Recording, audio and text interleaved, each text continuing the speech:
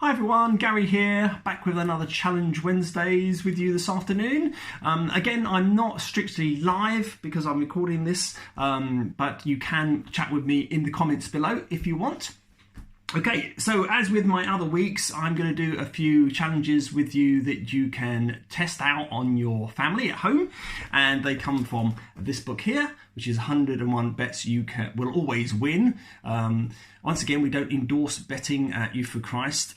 These are just for fun. Don't want you to go and lose out on any money or anything at home. So don't go betting, all right? It's not good. Right, so I've got a theme for today, and it's all based around water. So all the little challenges I'm going to do are water-based. Fortunately, I've got a wax tablecloth here, so my table won't get wet. But all very simple, and so let's start with number one, shall we? So the first one involves two glasses. Now, they're supposed to be champagne glasses, okay? Now, we do have one champagne glass, but unfortunately the other one got broken. But so these are like white wine glasses, if you like. So it's very simple. It's just a little challenge that you say to your family. Now, do you think that I can pour the liquid from this glass into the liquid from this glass? Do you think all that liquid there will fit in that glass? And looking at them, you would think, well, they're pretty full already. I don't think all that liquid is going to fit in there. But you'd be surprised, because your family member will probably say, no, that won't fit in there. But I'm going to show you that you actually can. So I'm going to carefully pour that into there.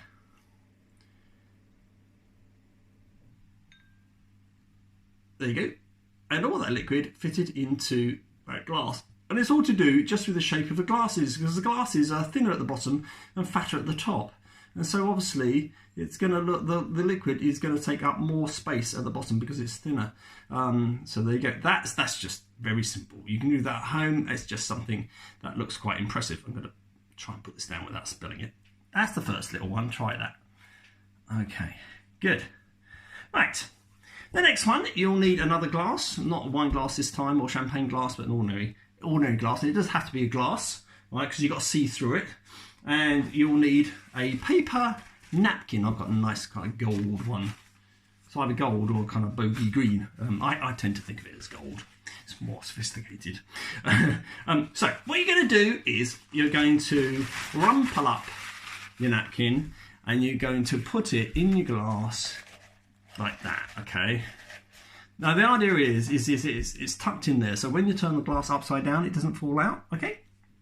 Now, you'll also need a bowl of water. So I'm going to angle this down onto the table like that and get my bowl of water.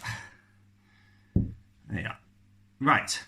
And you're going to say to your family member, I bet you that I can put this, you maybe say it before you put it in the glass. I'm going to put this napkin in this glass and I'm going to completely submerge this glass in this water without the napkin getting wet at all right? So that's the challenge. You're going to submerge. So the napkin will be completely underwater, but it won't get wet.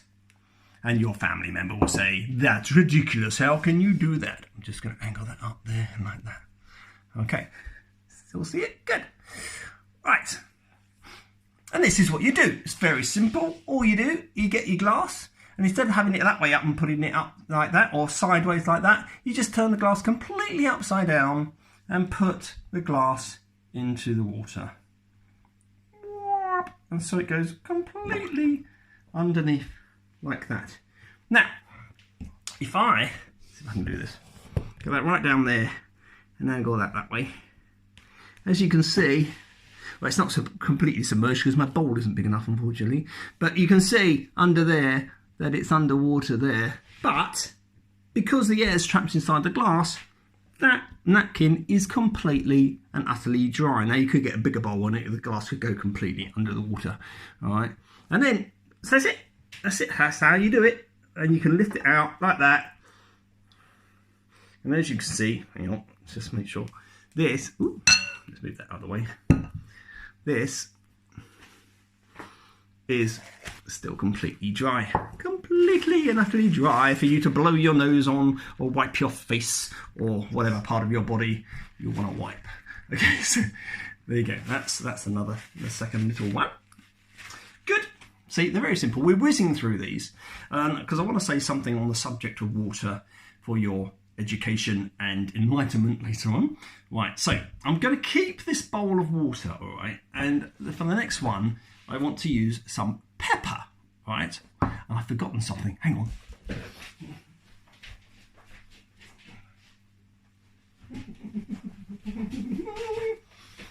Hello, back again. Right, I needed something else and I'd realised I forgot it.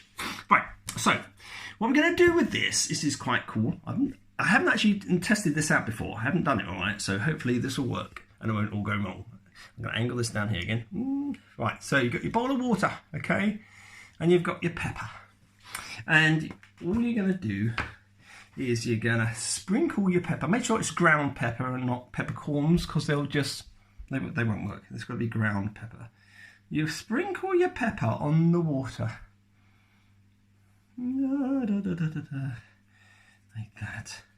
Well, it's quite camouflaged, but hopefully you can see it. So the water's gone all speckledy like that. Okay. That's probably enough. Don't let it go overkill.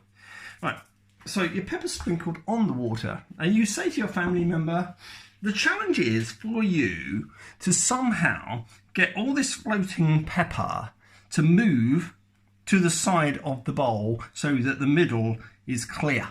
Okay, so you've got to move it to the side of the bowl while all the middle is clear. Now, I don't know how they'd do that. They might stick their fingers in the bowl and start moving it around. They might do that. They might start blowing it. Actually, that's funny because it just goes straight to the back to the middle again, even if you blow it. So that doesn't really work. So I don't know, they might try different things to get the pepper to move to the edge. But the secret is this. Now, what I went to get earlier was washing up liquid. All right, now I should have put that in something, but I didn't. Right, so what you need to put a little bit, so it's probably best to dip your finger in a bit of washing up liquid. You see that? On the end of my finger there, right? Other brands are available, by the way. So you got your washing up liquid on your finger, and all you're going to do is, now as I say, I've done this before, so I don't even know if it's going to work. But apparently, according to the book, it does. I'm going to stick my finger in the middle of the bowl, and all the pepper is going to move to the side of the bowl. Are you ready? Should we get a bit closer? Here we go. Let's see if we can do this. Oh, I'm not used to working this camera on this tripod. Right. Good. Here we go.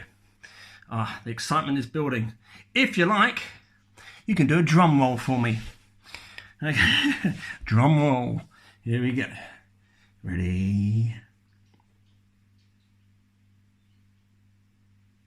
Look at that. Completely to the... Look at that.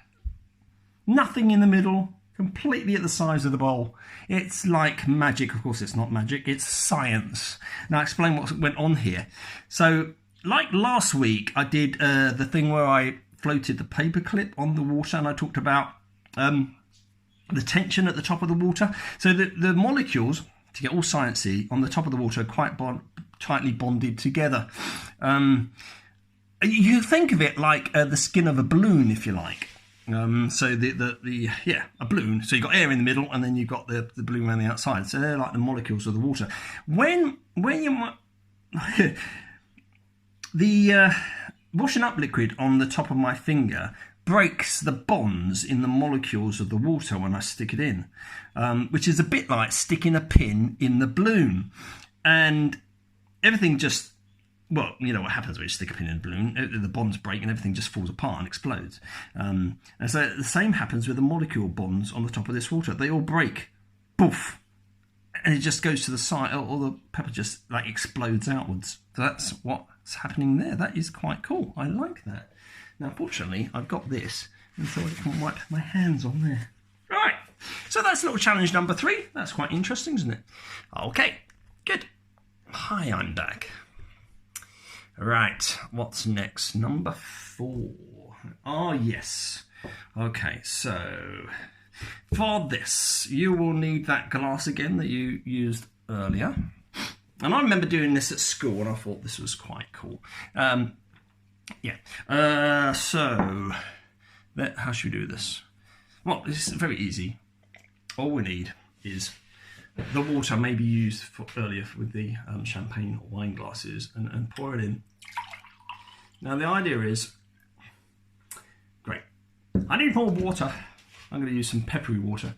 The idea is to fill the glass right the way. This is why I've got a tablecloth on here.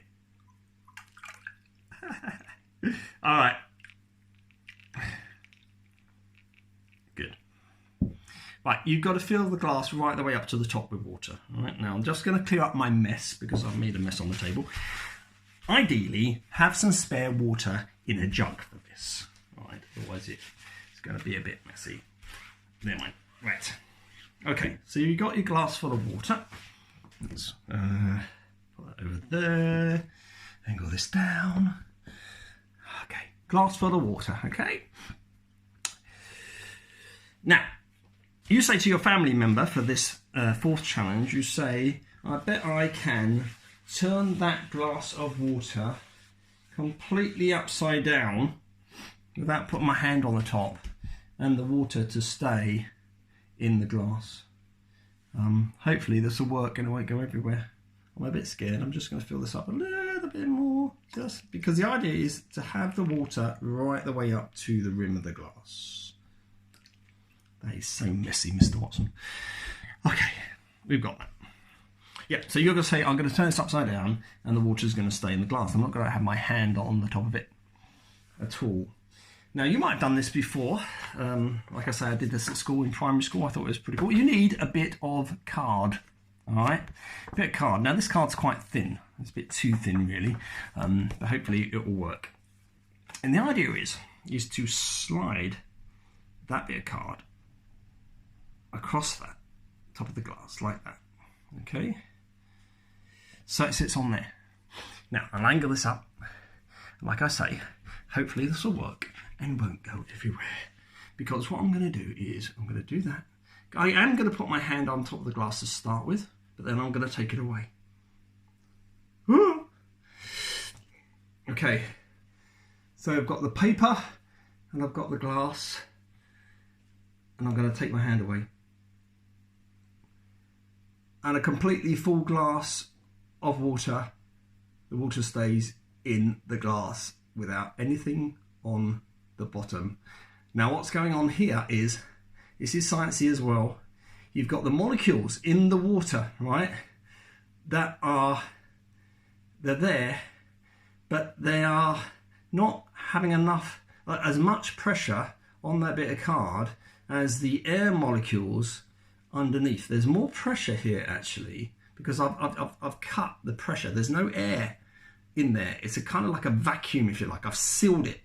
And so the air molecules under here are actually pushing up on that card more than the water's pushing down. And so it's staying there. That's how that's working. I'm going to turn it back over before it goes off. I just got a bit wet. But that's quite cool. That's good. It's all sciencey. Now I'm just going to get a tea towel to mop up this water on the table. I'm back. Because it did get a bit wet. The tricky bit is turning it over. Once it's actually over, it's all right and it stays there. But right, we are almost dry on the table here now. Okay, last one. Right, again, you will need this glass of water. It's full of water now, so just keep it full of water. And I'm just going to put a tiny bit more in it. I'm going to actually put that in there. Yeah, like that. I am making a mess. Make sure if you do these challenges, you do have a waterproof surface, all right? Because otherwise you're going to get in trouble, and you don't want to get in trouble if you're doing these at home. Right. Okay, let's angle this down here. So I have a glass of water filled to, sorry, a glass of water and it's filled to the brim. Okay, let's get that so we can see it. There you are. Right, up, down, good. Right, now for this you'll need a credit card. And the idea is you say to your family member, I'll make sure it's your family member, because you probably want to use their card. All right. So what I'm going to do, you've got to. Actually, it's probably best to show them this with an empty glass first of all. So I'll just get an empty glass. Bear with.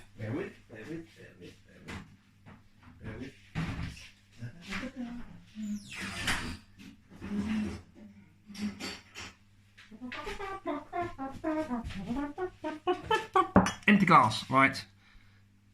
Probably best to show them with an empty glass to begin with. But you say, let's move that one over there. So have the water ready, have a glass, which has got something weird on the side of it. So we'll just take that off. The idea is to balance, right, this credit card on the side of the glass here, like this. Okay. And then you have two coins, two little 5p coins, that's all, right? And the idea is to balance the coins on the outside edge of the credit card without it falling off the glass, okay? So that's the challenge. You've got to balance that on the side and then put these on the outside edge, both of them, not just one of them, without the credit card falling off. Which they won't do because the credit cards are too heavy. Sorry, the pennies are too heavy. So then, after that, fill your glass up with water. And this is how you do it. And it works a bit like what we were just doing with the cardboard staying there and the water staying in the glass. Slide that on so it sits on top of the water like that. Okay, it's sort of sitting on the water tension. And there is a suction there, like before. And then I should, if this works, be able to balance my coins, there you go, on the edge of the credit card. It worked yesterday. Let's do it again. I did both of them. Let's sit that right on, like that. One. Come on. You're going to work this time. There you go. Good, it's just me being clumsy. So there you go. So the water tension here, like we talked about earlier, the molecules, tightly bonded molecules, are holding this down. In fact, it's probably more to do with the air pressure actually pushing down on there, being greater than the pressure pushing up. So there you go. And that's my last little challenge for you. Coins on a credit card on water. Hope you enjoyed those. I'll move everything over here. Sorry for being a bit disorganised there, but that's life. Hi, welcome back. All right then. Okay, so I'm going to need my Bible because I want to read a little Bible or parts of a little Bible story to you about water. Let me just make sure I'm not going to get my Bible soaking on the table. All right. Okay, so water. Water's extremely important, as you know. I mean, we've gone through weeks of it not really raining very much, and the last couple of days it has rained, and looking outside, everything's really green. And probably all the plants are going, at last, water. We need water. The whole earth needs water. Life would not survive without water. I mean, you could probably survive a few weeks without food, but you'd only last a couple of days without water. It is so vital to life. And in this country, we're fortunate to have taps, and you can just go to the kitchen, turn on a tap, and you've got instant water. So we're very blessed here. Not all the world has that. In fact, taps are quite a modern invention. You go back a few hundred years, and you wouldn't even have taps, and you would have probably a well somewhere. And not every house would have a well. You'd probably have to walk down the lane to the well, which is shared by a lot of your village or wherever you lived. Deep hole in the ground, water at the bottom. That's what a well is, in case you didn't know. And even in the world today, in hotter countries, poorer countries, they don't have taps. They would have a well, and you might have to get up really early in the morning with your bucket and walk miles and miles to the well, and then come back again. And then go back in the evening, maybe that be your job as the child in the household, to go and get the water from the well. Now, the story I want to talk about is about a well, and it's about water. And I'll read it. It's in a book called John, so it's written by John in the New Testament of the Bible, and it's a story about Jesus. And it says this: he said, "Now Jesus had to go through Samaria, so he came to a town in Samaria called Sychar, near the plot of ground Jacob had given to his son Joseph, and Jacob's well was there. And Jesus, tired as he was from the journey, sat down by the well. It was about the 6th hour," which is probably about 3 o'clock about midday. It's about midday. So you can imagine it's in a hot country. It's in the Middle East, midday, boiling hot, by a well. When a Samaritan woman came to draw water, Jesus said to her, "Will you give me a drink?" His disciples had gone into town to buy food. This is very interesting because it's, as I said, it's midday. And people don't come to the well in the middle of the day. They either come in the morning or the evening when it's cooler. Who would struggle, a few miles with buckets full of water in the hot sunshine? You wouldn't do that. This lady came on her own in the middle of the day, which says something. So she didn't come with the others. She came on her own. Is there something going wrong there? Why is she on her own? It's interesting. Right. The Samaritan woman said to him, Jesus, "You are a Jew, and I am a Samaritan woman. How can you ask me for a drink? For Jews do not associate with Samaritans." This had been an ongoing feud for centuries. They just did not get on.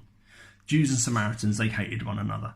So a Jew would never ask a Samaritan for a favour. Just wouldn't be done. But here's Jesus asking this woman for water from the well, and she's shocked by it. She's absolutely shocked by it.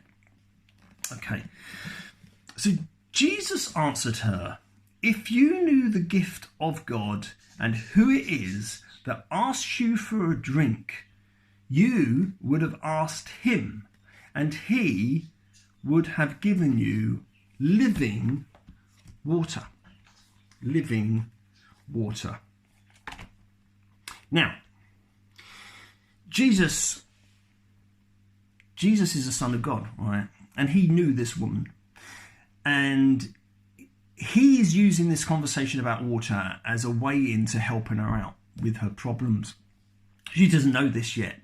So he says, if you knew who was asking you for a drink, you would ask him for a drink and he would give you living water. Now, Jesus isn't talking about the water from the well. He's not talking about the water from taps. He's not talking about rainwater. He's not talking about the water that you and I would think of at all. He's talking about something different.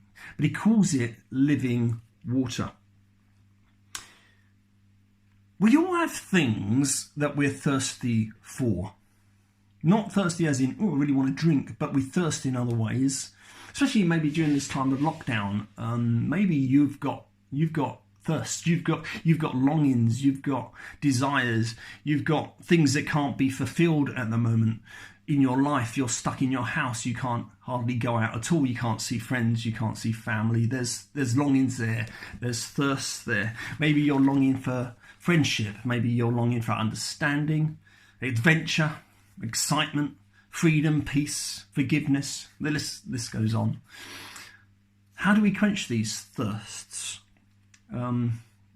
That's difficult at the moment. We might look in different ways, in different places to quench these thirsts at the moment. You might be spending a lot of time on the internet looking at things that maybe you shouldn't be looking at to try and quench a thirst that you have for excitement or relationship. You might be binge watching loads of stuff on Netflix. You might be spending hours and hours in front of the telly. I don't know, some people maybe turn to drinking a lot or eating a lot. Chocolate chocolate or wine or beer or something like that. We all try to quench some thirsts in us to just escape and relieve the boredom sometimes, or fulfill a longing in us. So we turn to different things. But these things don't really quench the thirst, do they? They don't really satisfy. For a little while, yes they do. But then, especially if we're doing things we know we're not supposed to do, we just feel 10 times worse afterwards, and they don't fulfill the thirst. And so we keep having to come back and come back and come back, and we can dig ourselves into a very deep black hole if we're not careful, if we go to the wrong things to fulfill our thirsts. Okay, let's read on in the story, see what happens. Sir, the woman said, you have nothing to draw with, and the well is deep. Where can you get this living water? Are you greater than our father Jacob, who gave us the well and drank from it himself, as did also his sons and his flocks and herds? Jesus answered, anyone who drinks this water will be thirsty again, as I just said.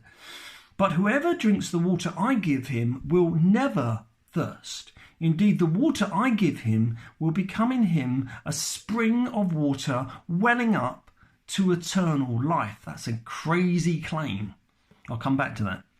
The woman said, Sir, give me this water so that I won't be thirsty and have to keep coming here to draw water. And he told her, go and call your husband and come back. That was a very important question. Jesus knew exactly what he was asking her to do. Go and call your husband and come back. And she says, I have no husband.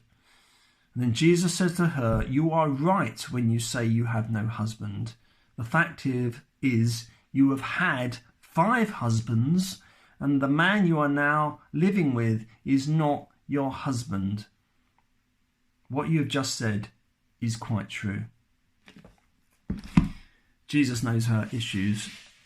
He knows what she's been thirsting for. She's obviously had very serious relationship problems and has been through 5 marriages and is now living with a man who she can't even commit to. And in those days, that was awful. That was not acceptable.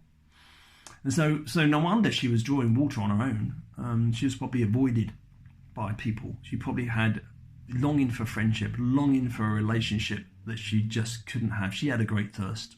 And she was maybe turning to the wrong things to quench that. And here's Jesus. And he says, do you not realise I can offer you a different kind of water that will totally quench your thirst and satisfy you? The woman then says, I know you're a prophet. I can see you're a prophet because you know things about me. So I'll wrap up now, really. What are you thirsting for? What is failing you right now and leaving you with a longing that you can't seem to satisfy? So Jesus makes this extraordinary claim that those who drink the water that he gives them will never, ever thirst again. He says, whatever longing you have, the longing for love, for value, for meaning, for forgiveness, for freedom, for adventure, Jesus says, I can meet it. I can meet it. And an ordinary man can't say those kinds of things. If Jesus was an ordinary man, he couldn't say those kinds of things. Because one man, especially a carpenter who lived 2,000 years ago, he won't fulfill your deepest longings. But Jesus says, I can meet those. I can meet your thirst. And so what is Jesus claiming to be? Or who is Jesus claiming to be? He's claiming to be God. Right here, Jesus is claiming to be God, the creator, the one who made you, the one who knows you, the one who can give your life ultimate meaning and purpose. That's what Jesus is offering. He's claiming to be the meaning to life.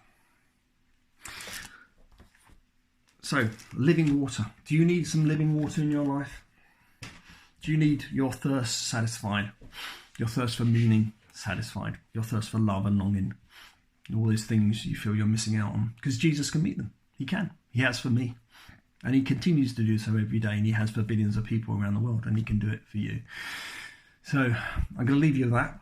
Think about water today and about thirst and Jesus offering you living water. I'm quickly going to say a prayer if that's all right. I feel that's right to do. Haven't really done this before on these live streams, but I want to do it now. Jesus, I thank you that you offer living water, that you can offer purpose, you can offer hope, you can offer life. I just pray for my friends who might be watching this. Lord, if they feel they're missing out on things because of this lockdown, if they're missing friends, family, excitement, adventure, love, understanding, relationship, Lord, I pray for them that they would turn to you and that you would fill their hearts with a living water that will never run dry. Fill them up now, Lord. Please, I pray this in your name. Amen. Thanks for watching. Hope you've enjoyed it and hope you found that helpful. And I'll see you next week. In the meantime, stay safe and spread love and not germs.